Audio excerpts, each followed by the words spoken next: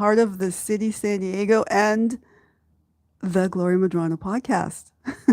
And I'm live. How's it going, everybody? Wow. It seemed like a really long week, didn't it? Wow. So, as you know, I have been on the topic of grief. Yes. I usually talk about grief during the holidays, and I posted a short on Facebook talking a little bit about grief, and I don't think Facebook liked it very much. I don't know, but um, they gave me some little alerts. So I want to pray with you, and then I have a little prompting question, and then a little lesson that goes along with that. But some of the things that are most important is that we learn how to be people who care for others, right? So I want to go over some things that I talked about last week, and then uh, also go over like some of the lessons that we have done, in this past year that all intertwines with each other, because the the whole thing that I talk about is um, healing the mind, and healing the heart. That is my niche. That's the biggest thing that I talk about because you know what you think is really what you're going to be. And we have to kind of learn how to recognize, those voices that we hear in our head. We all have them. And I don't mean the voices, like, I don't mean like, schizophrenia or anything like that, which that is, real thing.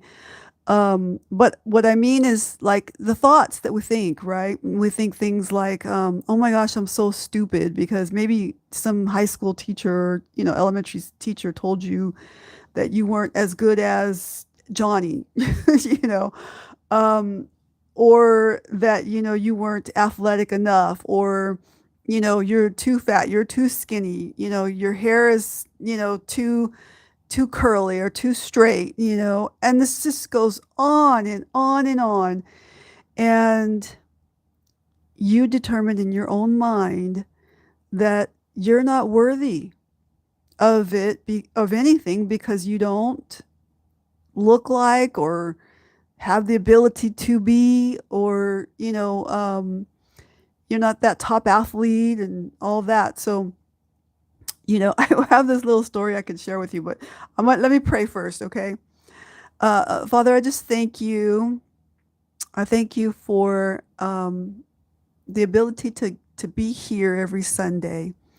I thank you, Lord, for all that you do in the lives of those who follow along the lessons here and those that watch on the replay.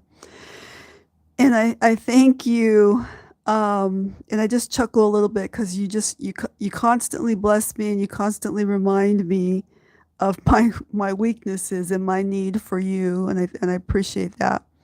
And I just pray blessings over those that watch, financially and, spiritually. Just bless your people in Jesus' name, amen. So I just pray, big blessings over you all, and that, your holiday season will be one that is filled with joy. Whew, I just kicked my stand.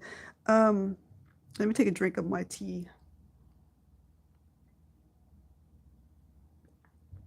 Okay, so I am drinking some wonderful tea, and yeah, when it gets like Christmas and stuff, I always want tea and mince pie. So if you're from a part of the world where they have mince pie, and I used to live in England, so mince pie was a thing during uh, December, and I really truly miss it during December. And this December, I won't be able to be in London. I will not be able to be in London. So I usually try to get there once a year. I'll be going to London, but it won't be during December. It will be at another um, in another month. I don't know which month. I haven't picked a month yet. But I really, December is my favorite time to go.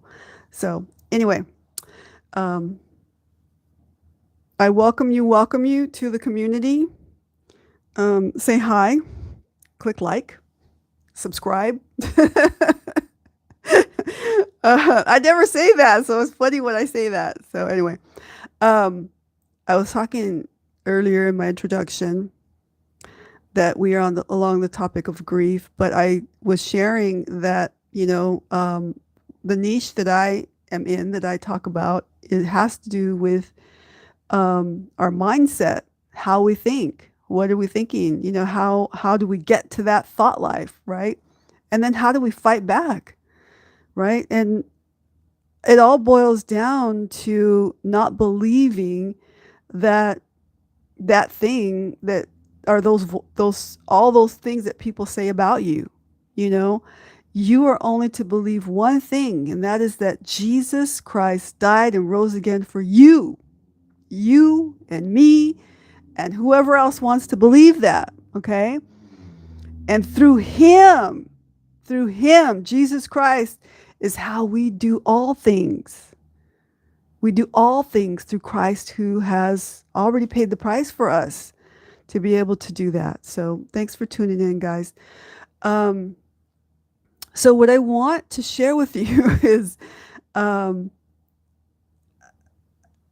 what I want to share with you guys is this, right? So I do share a lot about some of the things that I was involved in, and some good and some not so good. I didn't make the cut on some things, okay? So your girl was not like, I I was athletic in like gymnastics and agility, or tumbling, of course, but like I was a motocross athlete, and I was really good at. But because that I had access to, that was the thing that set me apart from anyone else. That was the thing that this shy little girl, quiet. People would say, "Cat got your tongue," like, or and I just was so painfully shy, and so that was all through elementary school and a little bit through junior high school. And then when junior high school came, I rode with my dirt bike because I lived across the street from the junior high school. That it was O'Farrell Junior High School over on Skyline Drive near 61st and Skyline. It's now a different name, but that was me. If you went to that school, somebody drove their dirt bike during school hours through the field, through the ball field and everything. And I knew the whole thing by like the back of my hand because I did it all the time. When school was not in session during the weekend or whatever, I'd be up there riding my dirt bike, right? Um, and I knew how to ride pretty good. I knew the whole system in there. So I, s- I said, you know what? I went home at lunchtime, got my dirt bike, and it was like, I think I want to say it was the end, like ninth grade, because I was probably moving on to the next phase into high school. But I wanted to leave with a big splash. So um, I rode my dirt bike down there, and I came back to school, and everyone was saying, no one knew it was me yet, right? No one knew it was me, except for my best friend, whoever was my best friend at the time. They knew that, definitely knew it was me. And everybody was like, did you see that person? Somebody came riding through here on a dirt bike. I think it was a girl. Yeah, it was definitely a girl. I wonder who it was. Oh my gosh, that was so cool. Man, she is cool. I wish I could do that. I wish I could do that. And everybody was saying this, thing. And and I told my best friend, yeah, she said, was that you? And I said, yeah, that was me. And she said, girl, we would say, hold it, girl. And so, uh, it, it- so hi, I see you guys saying hi. So that was me, and that was a cool moment. And then I think I almost got arrested because somebody called the police. But by then I had already gone off the field and out, and I was already heading like across the street. And so yeah, it was kind of a big deal. I don't share the rest of the story. But you know, that was a cool moment. But when I got to high school, and I'm a top level swimmer. I grew up swimming and boating, and that was our lifestyle, motorcycling and boating. And, I actually took, real true swimming lessons and lifeguarding all to like the highest level. And I didn't make the swim team cut. I always say, I was on the swim team because I was on the swim team for like, a couple of weeks. But those were tryouts, right? So you have your little tryouts that you go through. And I was on the swim team, but I didn't make the cut like all completely all the way. So I was devastated, and I never wanted to tell the whole story, not even to my parents, not to no one until today. Okay. So I didn't make the cut. And there were other things that I didn't make the cut in. And sometimes we it's good for us though to feel that thing that we didn't make the cut. Because, down the line, I kind of had this kind of this feeling or pull towards wanting more in life. I had this pull towards, is God really real? And I would wonder and I would pray. And some of those situations made me pray. Like I thought I was going to get arrested that day when I drove my motorcycle through the thing. And another time I tried to do that when I was in high school. I tried to do that because I know that field too, down Morris Canyon and all of that. I rode all those canyons back there. If you're from San Diego, if you're from the 619, then and you grew up in the years that I grew up, well, I got to say when that was, but so that was me back down in there in Morris Canyon. If you've seen some girl riding around back there, that was me.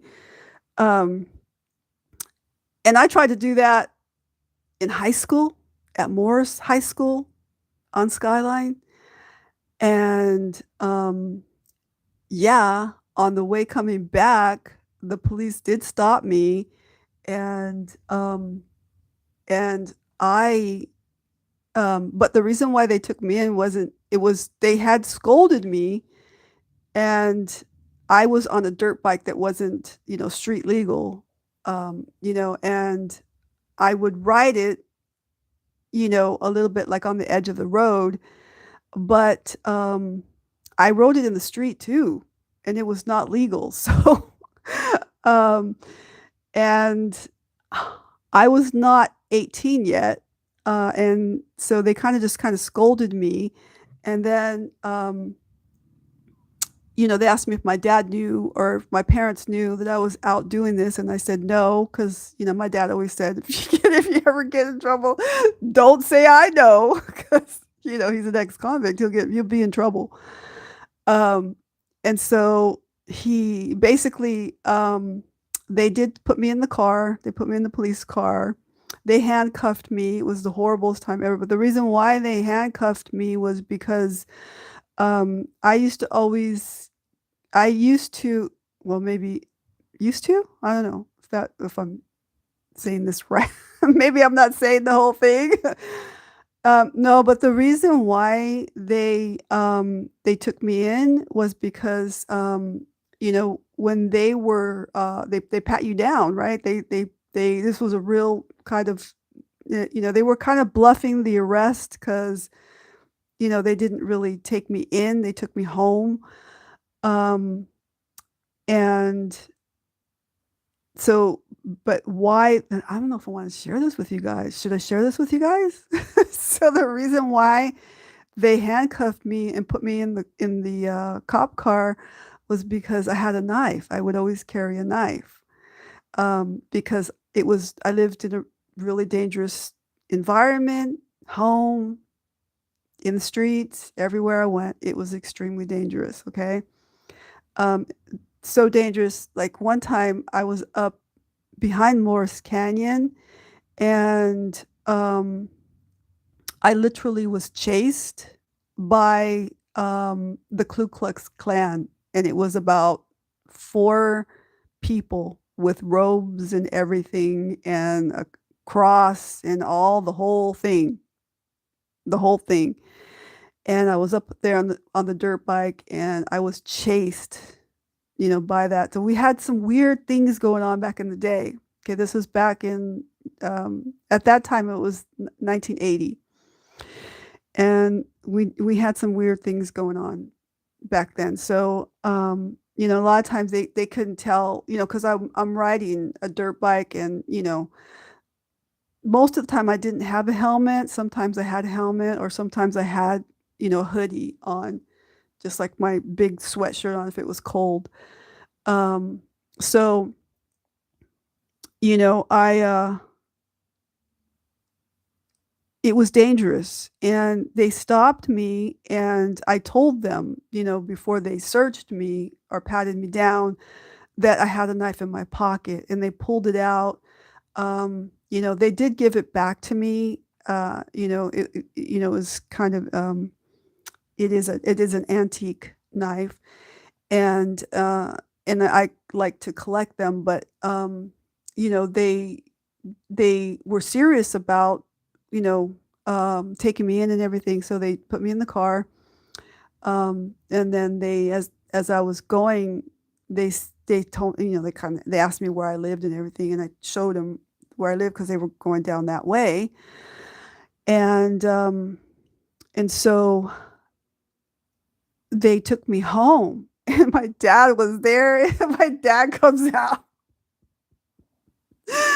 And he was so, like, he was pretending. He was, like, so, like, pretending like he was so mad, and, "What are you doing? What are you doing?" And then, as soon as they left, he made me walk all the way back down to pick up the dirt bike and then walk it all the way back. And that's a long walk. That's a long walk. And so yeah, that was my punishment, was to go walk down to get the dirt bike and then walk back. But, you know, sometimes, you know, sometimes it's your fault that you don't make the cut, and sometimes it's not your fault that you don't make the cut. Sometimes it is just, that's the way it is. That's just life. That's how life goes, right? And it's a bummer. We get bummed out. It's really sad. It's really disappointing. But then there's something inside of us that says there must be more to life. There must be another story to be told. There must be another story to be had. There must be something else out there. What else could I do? Right? And the reality that we find when we are serving God is that He already paid every price for us. Okay? And He has gifted us with the ability to do great and wonderful things. But in those great and wonderful things, we better remember to give him the glory, because I think that so many people get out there and they're doing amazing, crazy, awesome things, right? They made the cut, you know, but then they forget to give God the glory, right? So I do admire these like athletes and people like that they when they're being interviewed, they say that I want to first give God all thanks, right? And then there are some that they don't. They just, they just take all the credit. They take the credit. And there's some credit that you need to be taking, for you doing, putting in that work. But God has given you the ability to believe. Okay? And sometimes we take that gift and we just chuck it. We chuck it. And that causes depression. It causes, confusion. It causes all kinds of stuff to mess us up inside of our minds and our body and all the way that we think. Okay. And you're looking at me. Okay. You guys tune in every Sunday. Some of you are regulars. Some of you are, newcomers.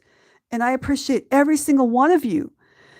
But you're looking at somebody who was just a shy little girl, really broken, like a crazy, scary, dangerous environment I lived in. I mean, I seen people in the worst of the worst conditions and hospitalized, have to go to the emergency like every weekend. If it's not one of us kids, having a major accident out there riding dirt bikes, like I've been in the emergency room, I don't know how many times.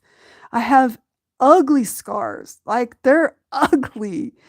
And around my mouth, as you can see, sometimes you can see the scars. They're ugly scars, on my chin and in my mouth, and my arms have crazy ugly scars. Broken a couple of bones on my hand, and just like, my hand is just a little bit deformed.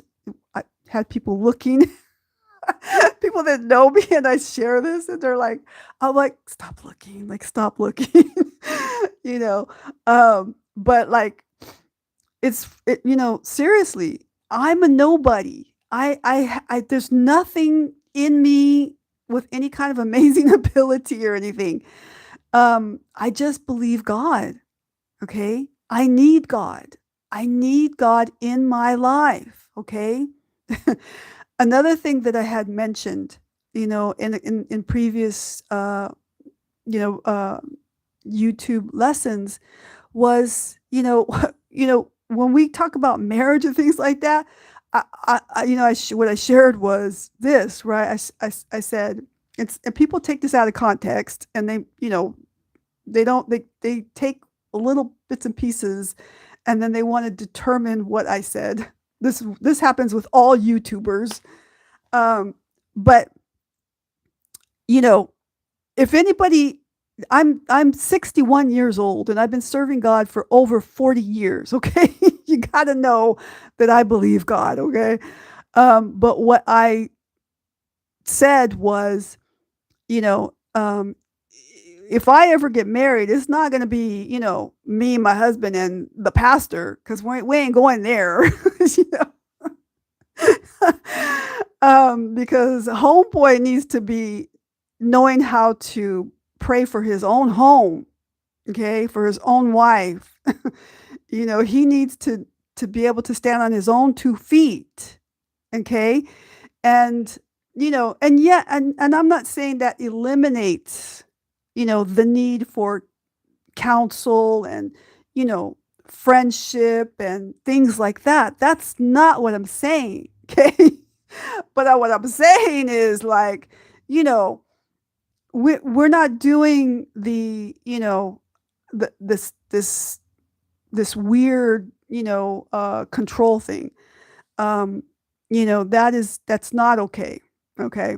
That's not okay. And some people are so cannot stand on their own 2 feet and pray for their own home, for themselves, so much so that they put your stuff, all your intimate, private things all out there with their friends, with their pastors, with their pastors and their pastors' friends, and you're like, okay, homie, no, they don't need to know what color my underwear are, okay, you know, and that's what I'm saying. If I need to make it a little bit more blunt, you know, to be understood, okay, so that I don't do. I don't do. That's not.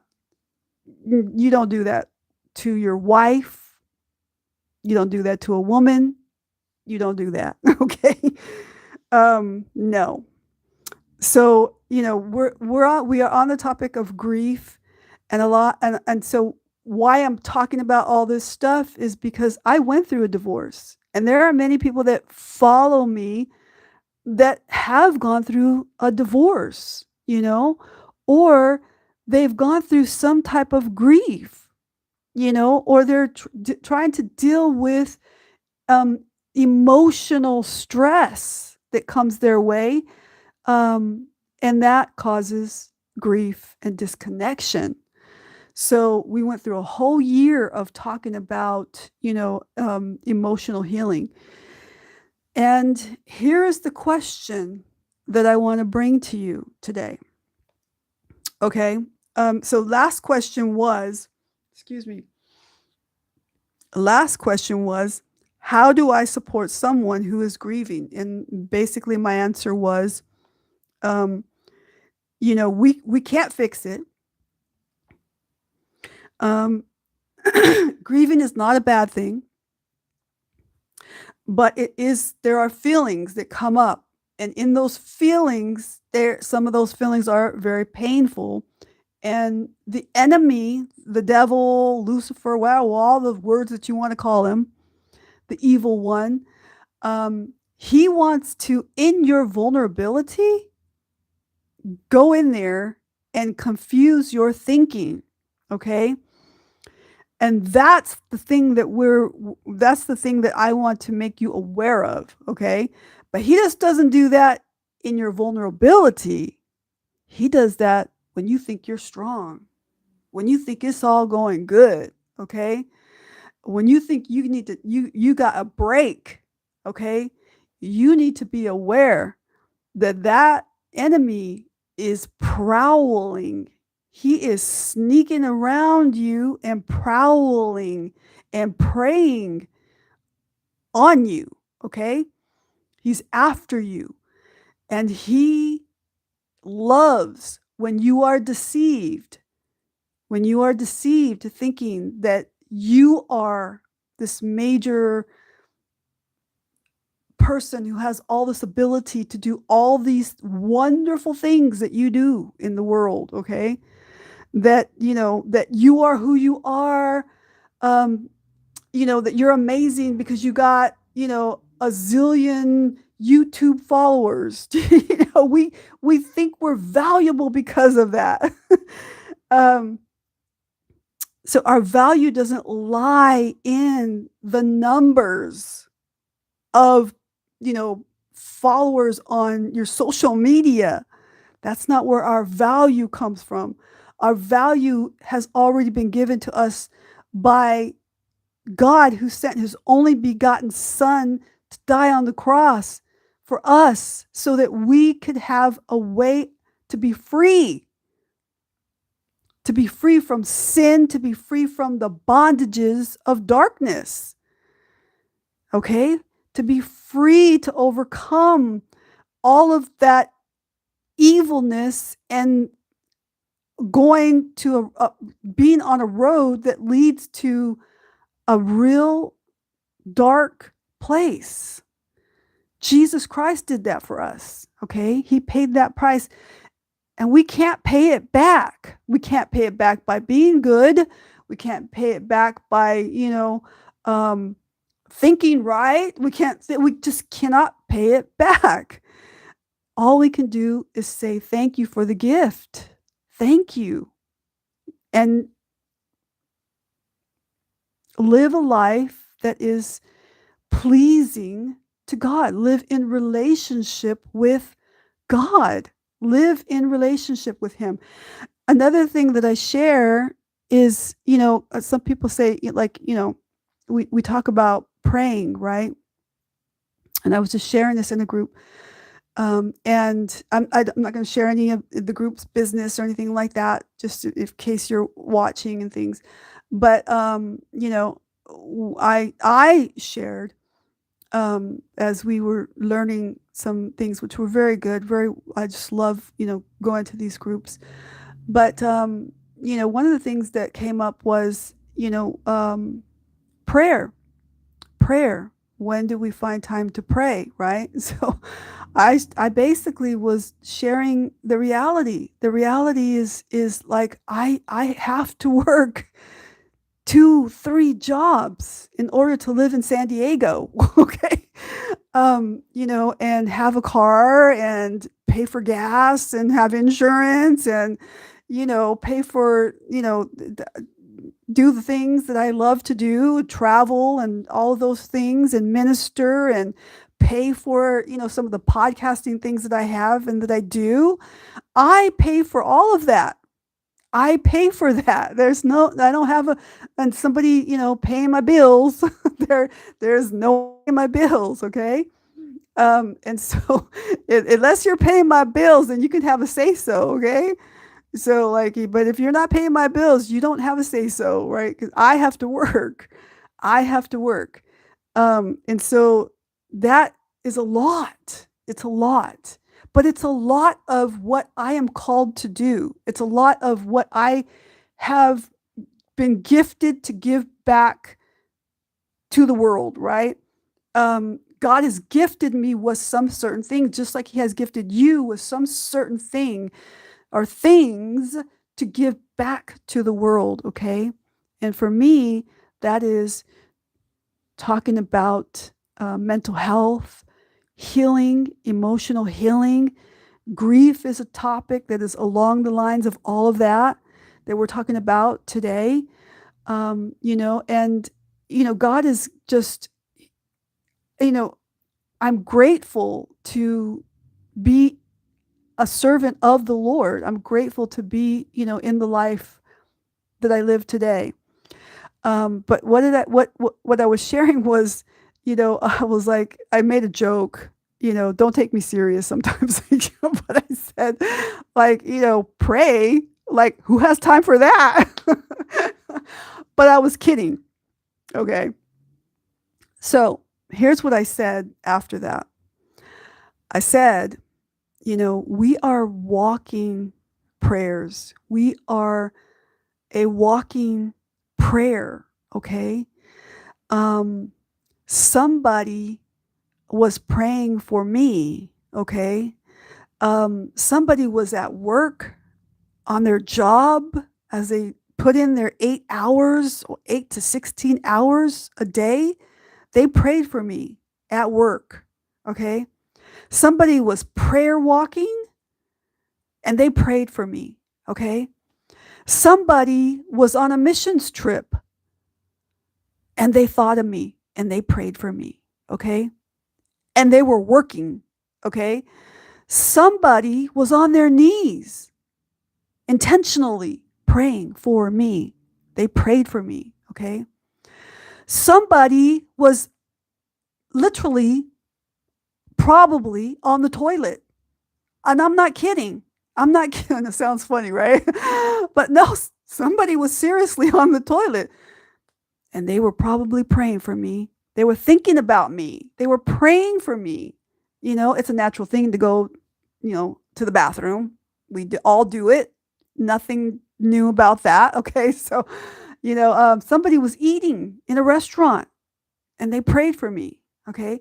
Somebody is praying for you. Okay.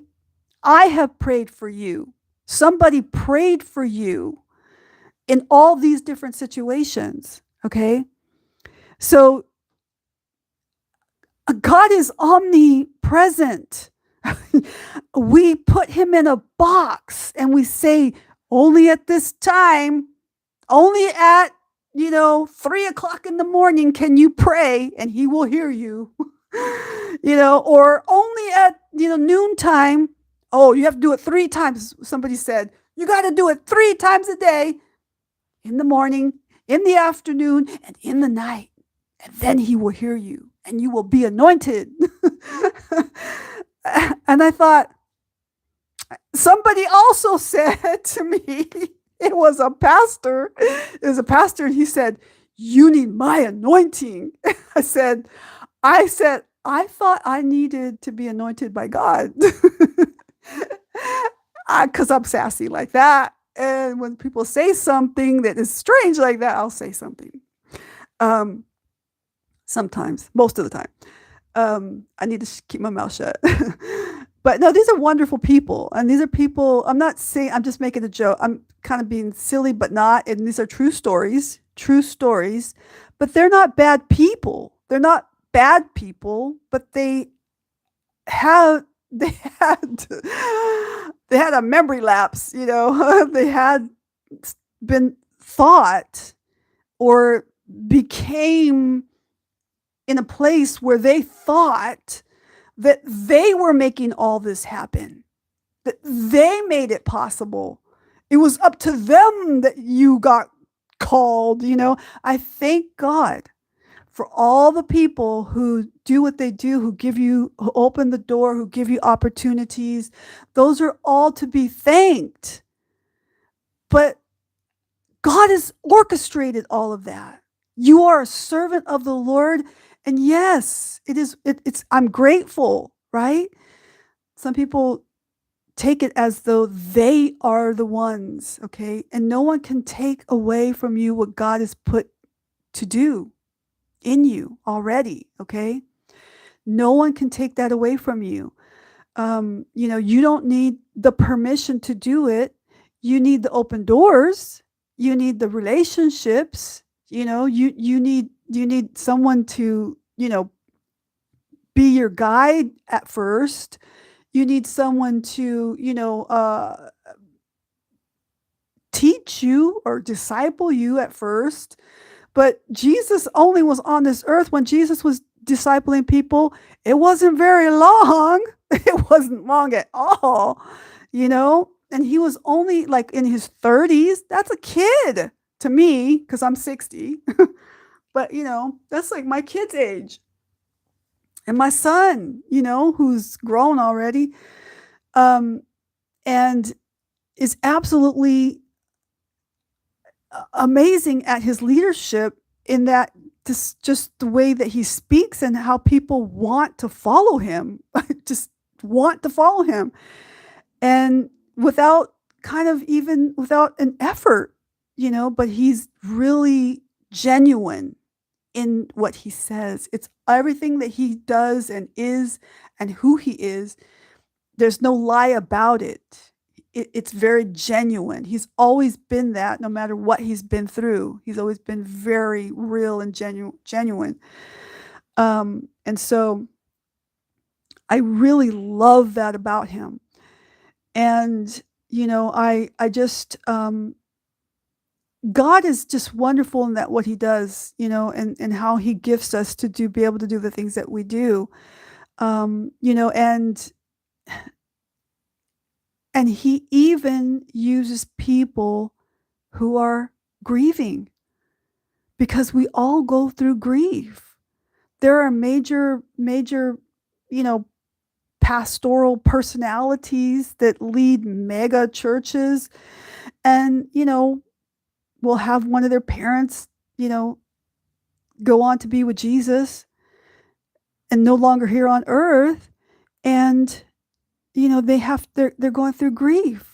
Another one, their son went to go be with Jesus too early, you know, babies that don't get to grow up, you know, and that's a lot of grief in that. And these are all Christians that believe God, that serve God faithfully, that love God, and yet still grief is on this planet. Grief is in this world. And that doesn't eliminate us. It doesn't eliminate us from ministering. It doesn't eliminate us from loving. It doesn't eliminate us from, having a good job. It doesn't eliminate us from having a good relationship or, meeting someone. It doesn't eliminate all of that. It is a part of life. It's a part of life. Grief is a part of life, okay? We all have to do it. So I want to read to you this. This is the fifth one. And the fifth part of this lesson says, what are anniversary effects or grief triggers? What are they? Okay. A grief trigger can be anything that causes a strong reminder of loss or loved one. Anniversary effects refer to the common experience of feeling amplified grief on special occasions such as holidays, birthdays, or the anniversary of your loss. Okay. So I have a couple of major triggers right here, right now, cheering up. For me, my dad's birthday, my birthday is in December. Okay. My dad died.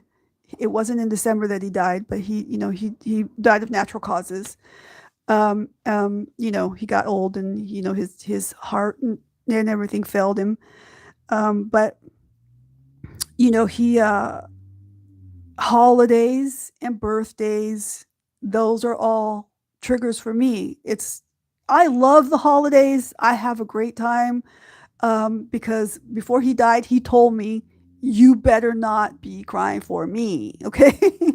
And so he said, what will make me happy is to see you happy. And I needed to hear that. So you better be telling some people that before you die. Okay. Here's the rest of it. Even a happy moment can trigger grief, as you may acutely miss your dear one at an event like graduation or family dinner. Sometimes very small and unexpected things, such as a familiar song, a smell, a taste, can be a grief trigger. Okay. We recommend that people work through grief, to be intentional about planning to set aside time for remembrance on important occasions. Grief triggers are normal, and it's okay that memories of your lost one live on. It's okay. It's okay to cry. It's okay to feel what you feel. And it's okay to cry and laugh and talk. And, people call it crazy, but that's all a part of grief. Okay. And again, I was listening to this real tough guy, on a podcast, right? A Navy SEAL kind of, podcast, and this real tough guy, and he's saying that he was tough for so many years, and he didn't cry, and he lost I think it was his dad or someone, and there was a trigger, and he just, out of nowhere, it just flooded out of him, and he couldn't stop it from coming. Oh yeah, he went to the gravesite. And he was crying so hard that he couldn't stop it. And he just kept coming and coming and coming. He said, seemed like hours had passed by him. And, so he needed an outlet, okay? And that was a good outlet, a good place for him to let it out, okay?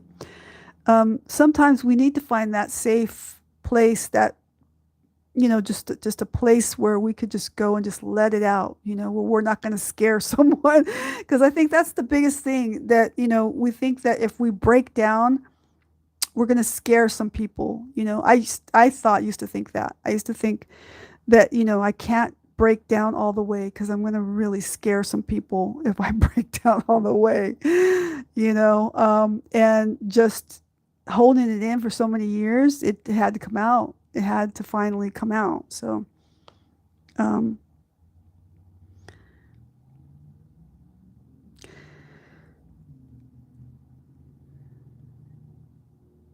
so some things that are good that you could do is, you can exercise, and this is the advice that we get here is, you can go for a walk, you can exercise.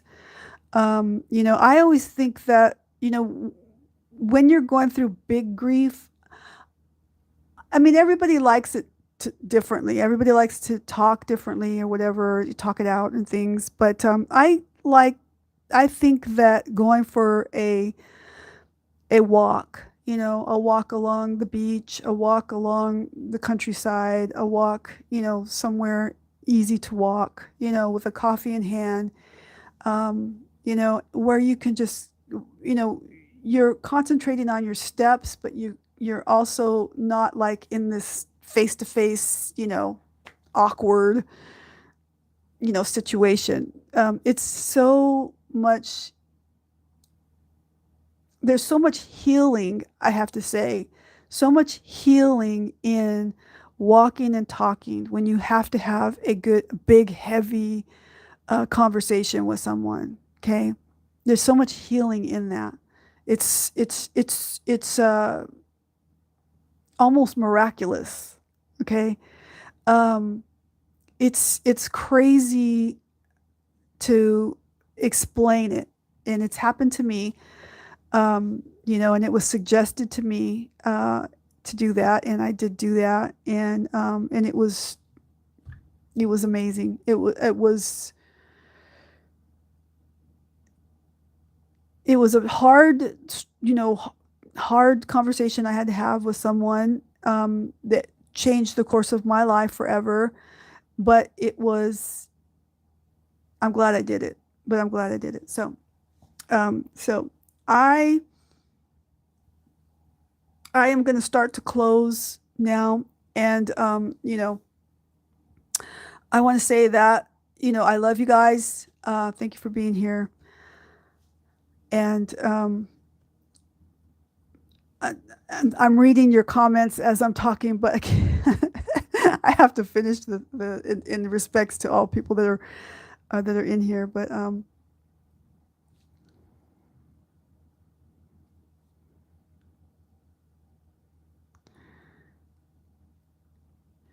yeah, so people are sharing some comments that are amazing. Thank you for sharing that. And hi to all those, and thank you for saying that my glasses are cool.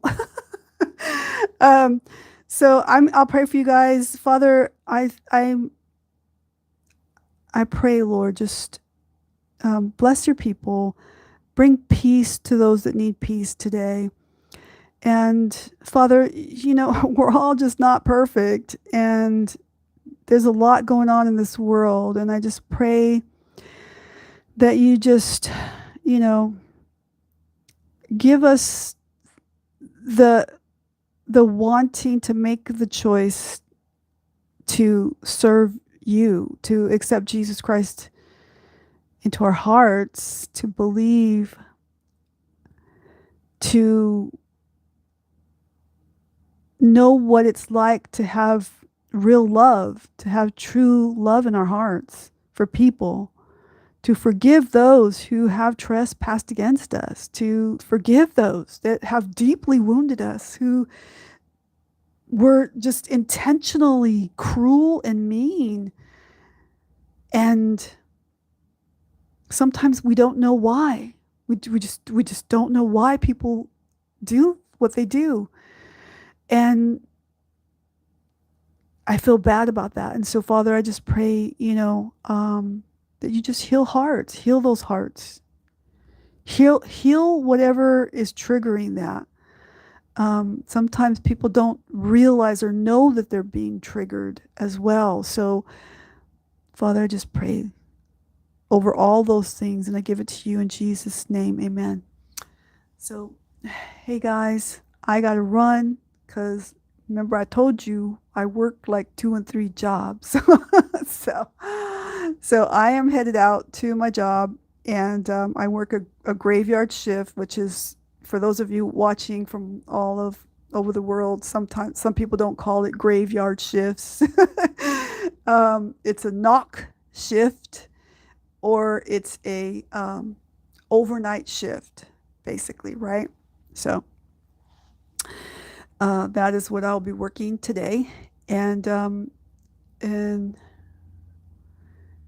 we hope that nothing dangerous happens. We had a major fire happen, and thankfully, I want to say it was like a 5 alarm fire, and thankfully, no one was injured in the whole thing. So um, our our local emergency services did an amazing job. So if they're watching this, I give you lots and lots of credit out there. I did blow kisses at them when I was at work. They were laughing. All right. So I love you guys. Bye. Mwah, mwah, mwah. Love you.